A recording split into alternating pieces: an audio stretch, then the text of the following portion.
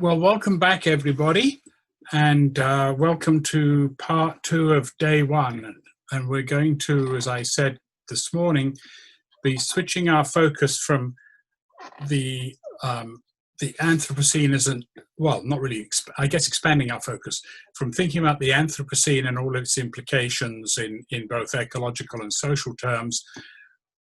We're going to move into thinking about societal change. And one of my favorite quotes is from the Institute for Healthcare Improvement, and it's based out of actually systems engineering thinking, and that is that every system is perfectly designed to achieve the results it gets. And so if you think about the adverse impacts we've spent the morning talking about, our current system is perfectly designed to achieve exactly those effects: ecological disruption, social disruption, inequality, all of the things we talked about. So if that is the case, if the system is perfectly designed to achieve the results it gets and it's not giving us the results we want, then we have to change the system. And that's the sort of thinking that we're going to be indulging in this afternoon.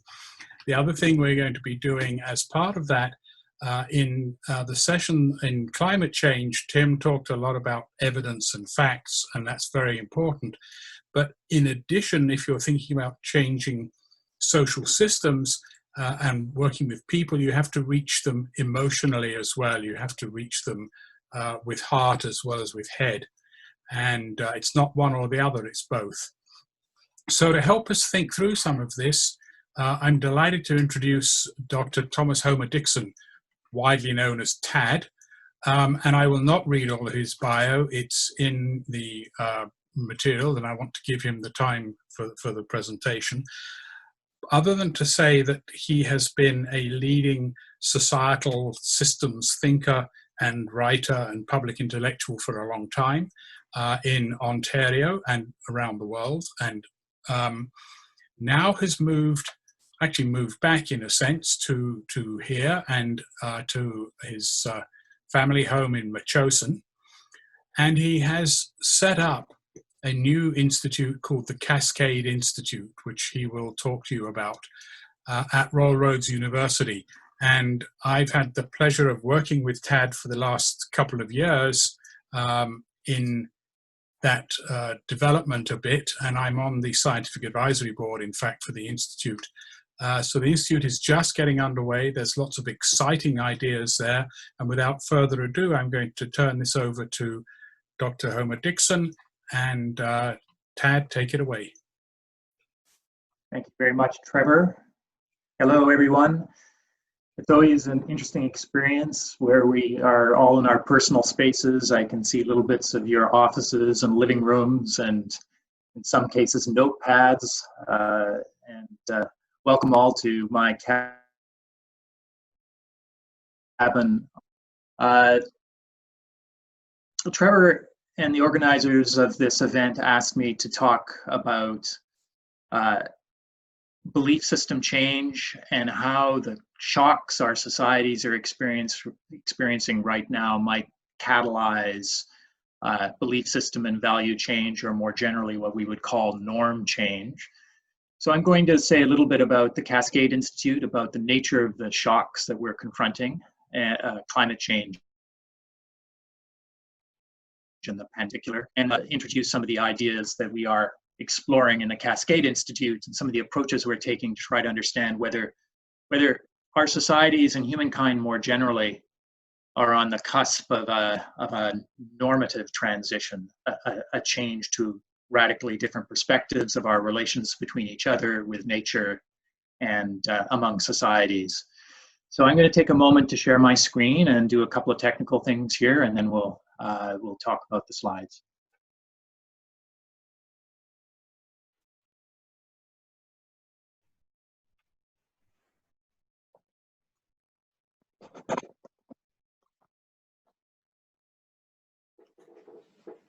So I hope everybody can see that first slide.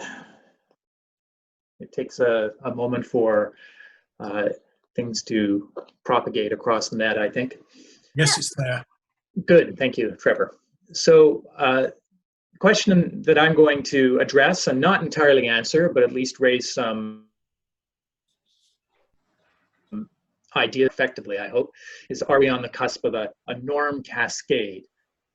And norms are conventions, sort of combinations of emotions, beliefs, moral commitments that guide our social behavior and reflect our understanding of how the world should be in terms of the oughts that guide our lives and guide our social behavior in particular.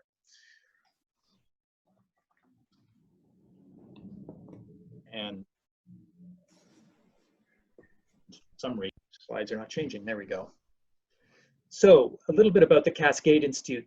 Cascade Institute employs complex systems science to try to understand where the leverage points are in our social, technological, and institutional belief systems that guide our world, with the idea that if we can effectively exploit those high leverage intervention points, we might be able to more effectively shift our societies and global civilization, be leading us to a very bad place, to a calamitous place, and towards a path that leads us to fair and sustainable prosperity, as would be, for instance, understood according to the United Nations Sustainable Development Goals.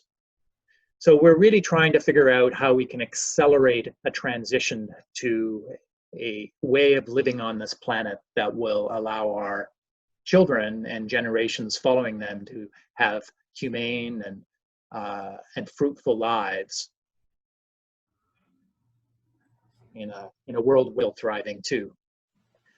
But we're facing, of course, enormous challenges, and it sounds like you've already considered some of these today. The ones that we highlight in our work at the Cascade Institute are bulleted here. It's important to understand that these threats are combining in force. In other words, it's the real challenge for humanity is that these things are happening simultaneously. There are multiplicative or synergistic relations between them. In other words, the whole package is less than the sum of the individual challenges. We have population growth and demographic imbalances around the world. We're still heading to somewhere around 10 billion people on this planet. Some parts of the world's population are growing much faster than others. Some parts are actually shrinking, and that's producing imbalances that, until borders were locked down with the pandemic, were contributing to enormous population shifts and migrations around the world. We're seeing worsening instabilities in key natural systems, biodiversity, and of course the Earth's climate. I'll talk a little bit more about that in a moment. We're seeing pandemics of infectious disease, and of course very serious economic distress, partly a consequence of the items above, the bullets above, but also economic distress arising from what you might call internal or endogenous changes in our societies and economies, technological change, financial shocks because of increasing levels and extreme and growing inequalities of wealth and opportunity. Let me say a few words about climate. It sounds like you talked about this morning, so I won't say much, but I always put this slide up because I think it captures in one very vivid depiction of scientific data the challenge that we face. Here we're looking at the tropospheric temperature at the surface of the planet is estimated going back. Thomas, if I may interrupt for a second, it's Shannon Turner. We're getting some feedback from the chat around sound quality. And so I just want to check in and see if we can make a couple of adjustments to ensure that everyone can hear you clearly. It looks like you've turned your video off based on what's showing. Yes, and sorry, I don't want to interfere with that. There you go. So that's off. Okay. Here I am. There you are. Hello. Thanks. I'm sorry to interrupt you.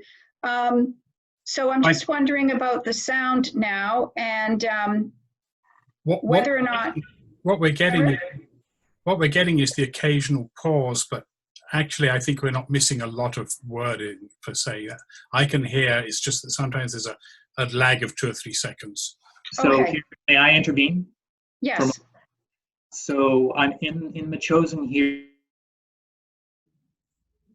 with the particular system we have, which have a compression algorithm, and what they do occasionally is they kick me out and then compress what I'm saying so that my words are actually, that's one reason you can still tell what I'm saying. There's a 3-second break, and then you get my words compressed.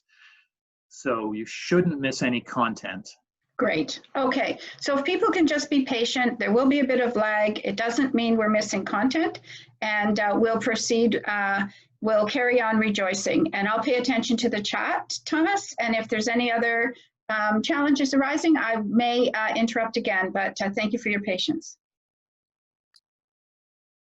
Okay. Video, because I have to move my screen, and otherwise you're looking at my lap, which is not terribly attractive. Okay, so just to continue with this slide, can everybody hear me? Trevor, are you okay? Yes, fine. Good.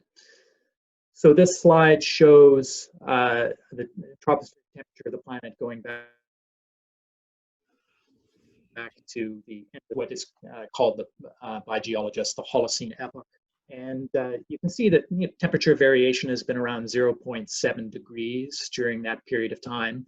But the most important thing to notice is that in the last 2,000 years, the variation has been about 0.5 degrees. And this is the period of time during which humanity laid down the infrastructure of modern human civilization. Our agricultural zones, irrigations, ports and major cities. And all of that was laid down during a period when we had a very benign climate at a planetary level. And we're already, as you can see with the present label there, far outside that envelope. And we're heading to a place that is radically different, that is going to produce enormous disruption on the planet. And we're seeing these disruptions, of course, already in the form of extreme weather events, increase in hurricanes, and of course, the fires that have developed around the world, wildfires. This is the Okanagan in 2017, and the smoke that has saturated the environment in many places on the planet, from Indonesia to Australia to the Western United States, and of course here in 2017, the British Columbia coastline and Vancouver Island. Sadly, the very significant disruptions that the planet is experiencing and human civilization societies are experiencing. We are, as Stefan Ramsdorf, a renowned German climate scientist, says, we are catapulting ourselves way out of the Holocene. And if humanity stays on its current trajectory, we won't recognize our Earth by the end of this century. Simultaneously, at the moment, we're experiencing this extraordinary disruption from the pandemic in China. And to a certain extent, the pandemic has pushed all other issues and problems aside, and has become the sole focus of public policy in many of our conversations, although climate change is still happening and is still very much a challenge for our societies. I did a number of weeks ago, but this is updated to July 1st, a slide of a comparison of SARS-CoV-2 and the COVID-19 disease, and with pandemic influenza. This is based on work coming out of Minnesota. And the whole point of this slide is just to indicate that this is very different from and significantly worse on balance than previous pandemic influenzas going back to the 1919 pandemic influenza, 1957, 1968, 2009. And there's a red X in the middle surrounding aerosol transmission rate. There's a huge amount of discussion right at the moment about the extent to which this this virus can be communicated through aerosols. And as that science advances, it may have a huge amount of effect on the need for people to distance themselves. We may find out we actually have to have more distance between us, or that we need better filters. The science on aerosol transmission is going to have a big impact on the nature of our social response to the COVID-19 pandemic in the future. So this is really a sui generis event. It's a disease that is very different from what humankind has experienced in its recent history, and it's not and our social response is not an exaggerated one, because it can do an enormous amount of damage to our societies if not contained. To respond to these particular kinds of challenges, we start from what we call a WIT analysis that focuses on the intersection or interconnections between worldviews, institutions, and technologies. So we're really interested in how these three things fit together. People's belief systems underpin institutions, but our institutions also affect how we look at the world and our beliefs. And both of those things. So for instance, a worldview that emphasizes liberty and freedom of association, freedom of movement, individual freedom is associated often closely with institutions of free markets in our economies. And something like the technology of private cars, which allow us to enact freedom and move around freely, are also closely associated with institutions of free markets and worldviews that emphasize individual freedom and liberty. And that would be an example of what is called a WIT set, the three things linked together. And then the Cascade Institute approaches these problems from a complex science perspective, and particularly emphasis on the causal interaction among the elements within our social and economic and environmental and ecological systems, the feedback loops within those systems. So changes that produce loops of behavior that either reinforce the original change or diminish the original change. So you can have feedback loops that are destabilizing, and you can have feedback loops that are stabilizing. And much of complexity science is a process of trying to find out whether the destabilizing feedback loops are more powerful than the stabilizing ones, or vice versa.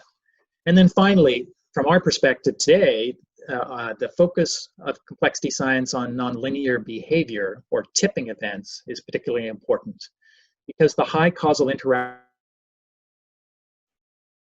in the feedback loop systems can shift their behavior very suddenly from one state to another. And sometimes you don't know what the new states might be like. So complex systems come in many forms. There are complex systems that don't involve living things or life. For instance, the planet's atmosphere and its circulation is a complex system, but it can be thought of as independent in some larger sense, but its complex behavior is a function not of living systems in the atmosphere itself. And then you have complex systems that are living systems. For instance, this photograph here, it shows a photograph of, or shows a rainforest, coral reefs. Any kind of living system is a complex system in a general definition. And then among the living systems, we have human unique in themselves, especially because they involve human beings' belief systems, their understandings of the world, which can evolve very rapidly and make our complex systems, the financial networks, the institutions, the social connections among us, all of which are complex systems, make them very different from the kinds of connections you'd find in, for instance, a coral reef or a tropical rain. But all of these complex systems are subject to what you can call tipping events. And one way of thinking about tipping events is in terms of something that complexity scientists call an energy landscape. And the idea here is you have a ball, it's a metaphor really. You think of a ball resting in the bottom of a basin at its minimum energy point, place where it's most stable. And if the ball is hit, it rolls up the sides of the basin.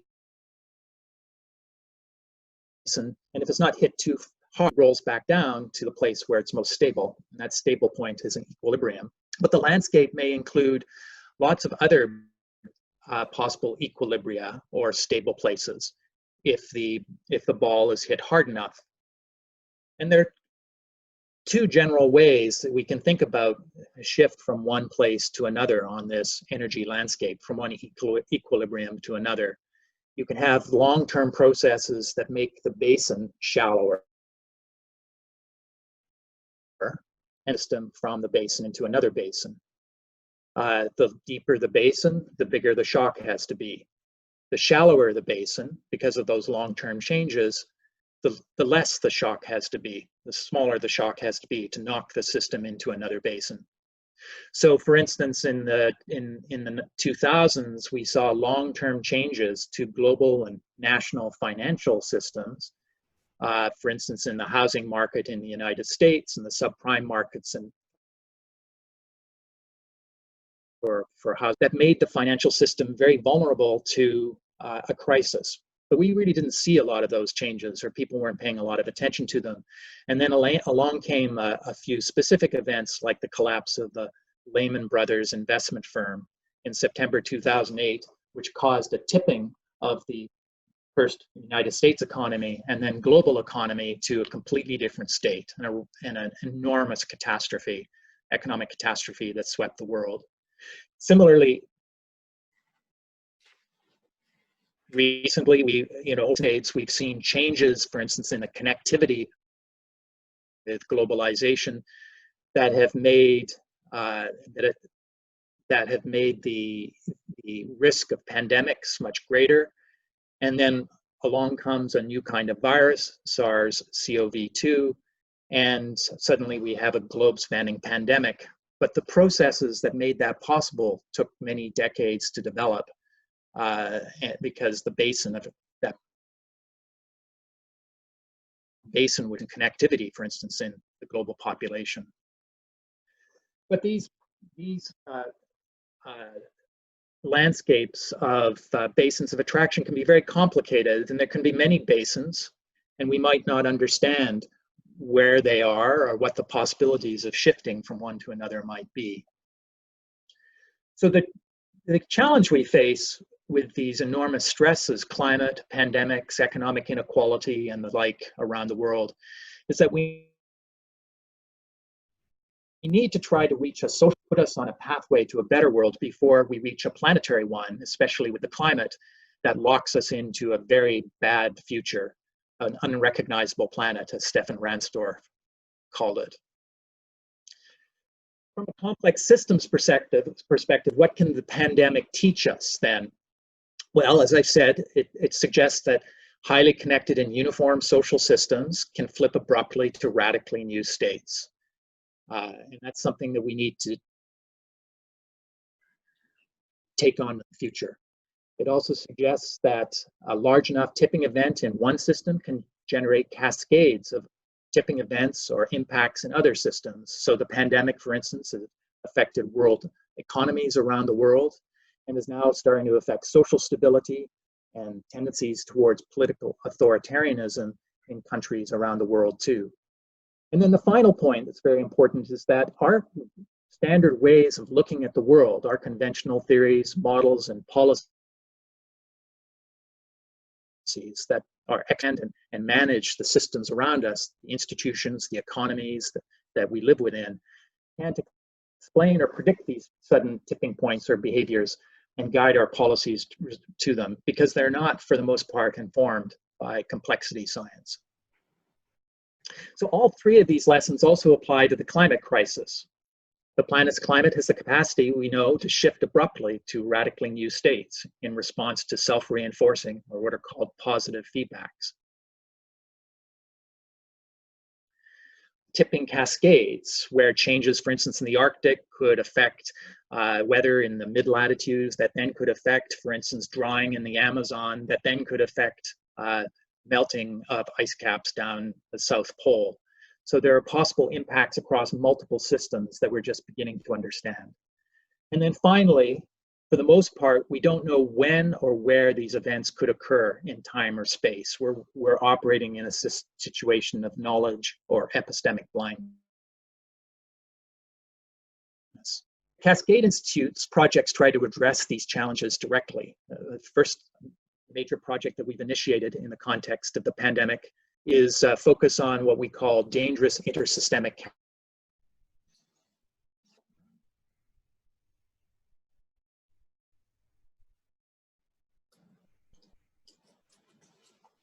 climate change could do the same thing to the same kinds of systems. What are the connections among those systems and how might they unfold? And how could we prevent cascades from happening? And then the second project that we're focusing on is really trying to identify possibilities for sudden belief system change, or what we would call norm cascades. We focused, for instance, on this extraordinary event that happened in the last half of March, not just in Canada, but almost around the world, where people adopted social distancing, or what is now more commonly called physical distancing, as part of their response to the desire to understand. We've investigated how this normative change occurred so fast. What were the emotional triggers? What were the ethical and moral values that people that helped people make this change? How much was trust in experts a factor in encouraging people to make this change? And to what extent can these emotional and value and trust factors help us produce random or no change in response, for instance, to the climate crisis? Are there things we can learn from the pandemic and normative change in the pandemic that would be useful for the climate crisis? We're now just undertaking a paper on mask use and comparative cultural analysis of mask use and mask norms in Canada and Korea. Again, with an idea to try to the idea is to try to identify the underlying ethical, emotional frames or characteristics that allow for a very rapid belief system and behavioral change. The question, I think, most fundamentally with these challenges we face is, which way are we going to tip? Are we going to tip socially and within our societies and perhaps globally into a basin of division or into a basin of solidarity, a pathway forward that will emphasize anger and fear and perhaps violence among groups, or one way forward commitments to the well-being of the whole, of the commonweal, and a larger sense of identity and a pulling together to solve our problems together. And I think there's very much this sense in the world today that we are in a transition point, and it's not clear which direction we're going to go in. In terms of the response to the pandemic, we've seen both manifestations. Division, here we have a bunch of heavily armed Michigan legislature protesting restrictions relating to COVID-19. And then on the right, we have people applauding healthcare workers and frontline workers in response to the pandemic. And we've seen both of these responses in our societies, and it's not entirely clear which ultimately will prevail. Fear is a very big actor, an emotional force in this process. And there's something about things that can affect our health that can enter us particularly scared. This is a video that relates to wearing a mask in response to wildfire smoke. This wasn't connected actually to COVID-19 pandemic. This dates from 2017, but it shows that, as does this slide, here's some constables wearing masks in response to wildfire smoke. It just indicates that there's something about toxic materials or pathogens into one's body that terrifies us and may be particularly motivating. In the Cascade Institute, we use a number of tools to try to understand better how people's belief systems work. I'm not going to go into detail on these, but our research, for instance, applies cognitive affective mapping. You see the second bullet there. On the left-hand side, you can see a little cognitive affective map inside the head of the person relates to climate change issues and climate policies. And this is a way of representing the emotional response of people to the world around them, and can help us understand, again, possibilities for belief system change.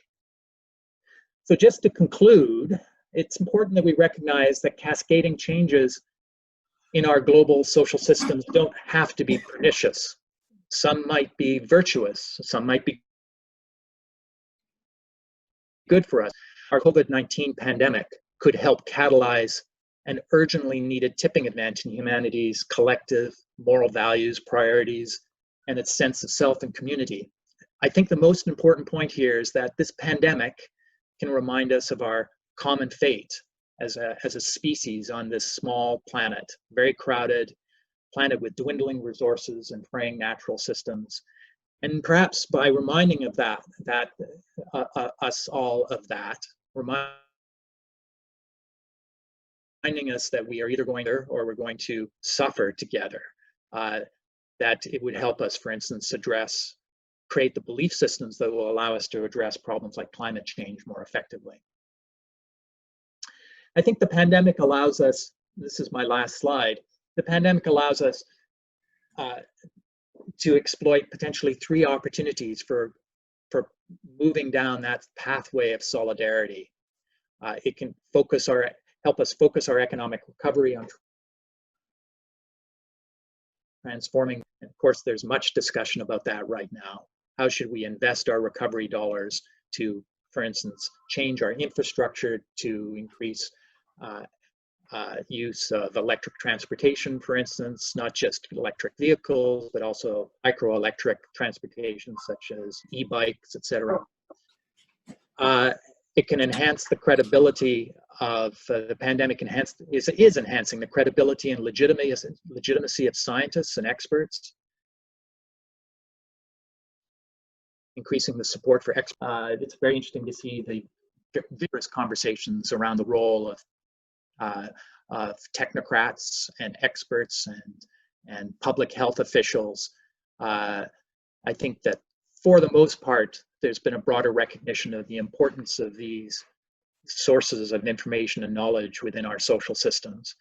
And then finally, I think the pandemic demonstrates that rapid, effective action by government is possible, challenging arguments that such action around climate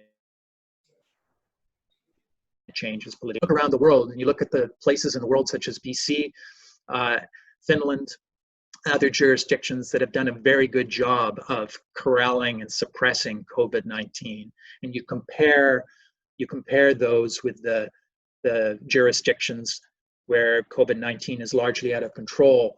The critical independent variable, the deciding factor in terms of the difference between those jurisdictions is government and it's what we're living through is a vivid real-time experiment in the importance and the workings of government in dealing with the kinds of critical challenges that humankind faces right now. And I think the pandemic has reminded us all, I hope that it's reminded many of us anyway, and perhaps strengthened support for government around the world. So competent government, I should say. So that is my my presentation. I hope the content was mostly intelligible. How did that come across, Trevor? That was fine. There was the odd sort of stuttering while it did the catch-up you mentioned, but I don't think there was anything significant missed there. Folks, we have about 10 minutes for discussion before we take a break and then move to small groups. A couple of thoughts. I think back to the feedback we had from the small groups earlier, and in one way or another, all of the small groups were talking about these kind of system thinking ideas. The Watersheds group talked about needing holistic approaches. There was a talk about grounding public health in living systems in the agri-food breakout. The communication of complexity and interconnectedness as a role of public health professionals, said the One Health group, and so on. So I think that the challenge for us as largely public health professionals and academics working in government or in large institutions like universities is, what role can we play? And I think your last slide there talking about the opportunities that both the pandemic gives us and that we can apply to not just climate change but global ecological change. If people have comments or questions, I would suggest you use the chat box because it's not possible to monitor 150 videos. And we can check in the chat box for any comments or questions you have. But I think for me, the key question is sort of, okay, so what does this mean for what we do in public health? And maybe that would be in particular the focus of the discussion in your breakout group, Tad. But if you were looking at the work of public health largely within government, how do we help push one way or the other? How do we, and I think when I think about massive social change in a public health term, part of it, one of the ideas that always comes to mind is tobacco and how we switched the social norm on tobacco. How do we apply the lessons from that to these kind of social norms? Or I think about gay marriage, which for a long time was complete anathema and relatively rapidly switched. But as you say, there's a long history that builds up to that tipping point. So if you've got any thoughts maybe around that, and we'll monitor the chat box for comments too. Well, a couple of thoughts, Trevor. I think that it's been very interesting to watch people's response to public health experts. I guess one thing that public health professionals should keep in mind is what you could sort of call, sort of with an underlining, the cultivation of trust. I think one reason that Bonnie Henry has been so effective in BC is that she has gone out of her way to build that relationship with her, in a sense, her constituency, the general public, and develop a sense of trust. He trusts the public and respects the general public, and the public reciprocates by trusting her. And I think if you look across jurisdictions, public health experts and officials have had different degrees of success in building that trust. And it's a very subtle thing. It involves sometimes explicit and implicit exercises in demonstrating respect. So one of the key things in BC is, in Ontario, is that a lot of the regulations surrounding social distancing and stay-at-home orders and things like that for COVID-19, in BC, they were relatively uncoercive and in a sense, light on the ground. Whereas in Ontario, in many cases, they're much more coercive, backed by very heavy fines and police action. And I think the result in Ontario was, frankly, a lower level of trust. And perhaps a success in corralling COVID-19 in the initial wave.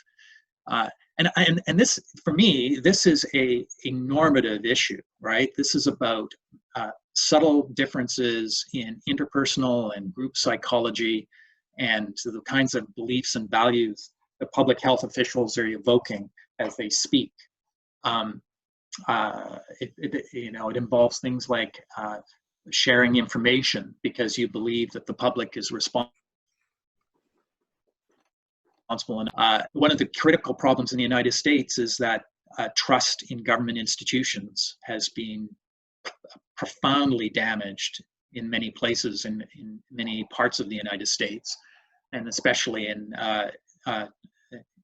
trust in federal institutions, partly because those institutions like the CDC have sometimes been incompetent, and partly because there are leaders such as Trump who go out of their way to undermine that trust.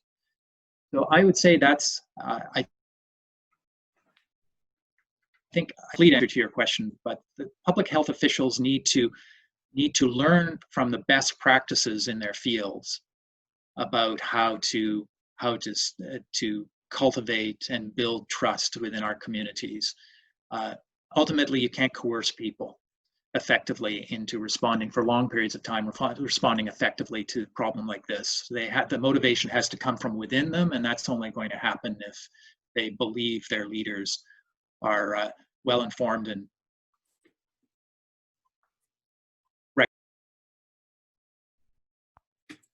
Thank you. I see a couple of questions that speak somewhat to this issue from Ash Amlani and Teresa Healy, which is talking about the erosion of trust in science. And that makes me also think of the anti-vaxxers and things like that. Exactly. And any thoughts about how those, how we shift the norms? Or, I mean, I still think most of the norm, even if you look at the US, most of the population are listening to the experts and believing them. The leaders, particularly the current leaders in the US, are not. But a good chunk of the population is on side. So it's how do you either reach or go around or shift that, the denial. I was going to say fringe, they're not really quite a fringe, but that group. Any thoughts around that? Well, I mean, some of them may be unreachable. I think from the National Bureau of Economic Research, a really good paper, that once you get this kind of distrust in institutions, then support for those institutions is withdrawn. They perform less well, which simply reinforces the distrust. That's a really pernicious positive feedback that can produce kind of path-dependent, self-reinforcing disintegration of institutions over time. And I think you're actually seeing that in some places in the United States. And I'm not sure, really, it's very important not to go down that pathway in the early stages. Look, here's the thing. There's a related question in the chat room, Trevor, that I want to address because it connects to this. It says, this is from Teresa Healy. It's just about to disappear from the chat room here. You speak of complexity in science being seen as more credible. How can we communicate with the general population this complexity that doesn't even, when the general population? Well, I think I think it relates to your question exactly, Trevor. There is a communication problem here, and part of why people aren't trusting science is because the science frequently is not able to pick up or predict or anticipate the kinds of challenges we're facing right now, especially these nonlinear shifts, because they are almost inherently. Many of our scientifically informed public policy officials are working in a Newtonian environment, a non-complex causal frame, very simple relations, bivariate relations between things, kind of simple notions of causation. Tweak this factor, you sort of, they think you'll get that change. Whereas it turns out in a complex world, everything's kind of affecting everything else. And people look at what their policymakers are saying and say and doing and say, well, we don't trust you anymore. And I think part of the challenge here is to communicate to the public that we don't actually live in a Newtonian world. We live in a complex world, and that means that there are limits to our to the extent to which we can predict things, and that among other things, one of the public policy responses has to be building in slack and buffering capacity, maybe loosening connections rather than tightening connections within our systems. Because when we have tightened connections, then things can cast. But if you loosen connections, then there's more resilience and redundancy and capacity to adjust in the face of a shock. I mean, a world that's built around just-in-time supply chains and instantaneous communication, which is very tightly linked together, is one that assumes we can kind of predict everything and manage that highly connected, hyper-tuned system, whether it's economic system or electrical grids or communication networks. But it turns out, it turns out that all kinds of unexpected things happen because they're actually complex systems. And we should, so in some sense, building trust, scientific experts can build trust by saying, well, we live in a world where we actually can't predict everything and don't know everything, and you just have to accept that. So it lowers the expectations a little bit. And in that world, we need to give ourselves more capacity to respond to the and I think I think if we would be much better off with the pandemic if we had taken on that kind of precautionary perspective before it broke out. So that's not a complete answer, but I hope it's at least a partial answer to those questions. Well, thank you very much. I think we'll leave it there because we do need to take a break and go into small groups.